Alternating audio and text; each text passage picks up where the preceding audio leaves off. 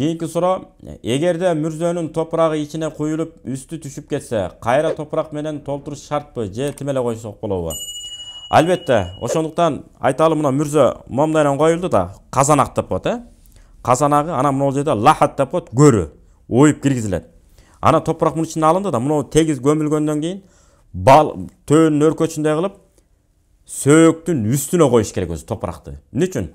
Кокус кийин түшүп кете турган болсо мүрзө, жана үстүндөгү топурак дегени тегиз жаап калат.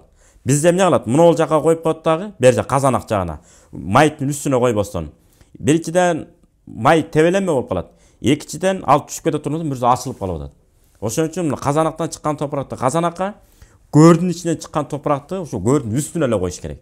Эртеңки күнү көр түшүп кете турган болсо, тегиз жабылып калат, өзү менен өзү болуп.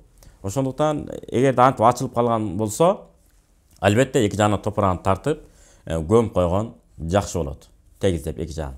Бирок курулуш куруп кайра өзгөрткөн андай болбойт. Болгону ачылып калган жерин жаап коюңуз.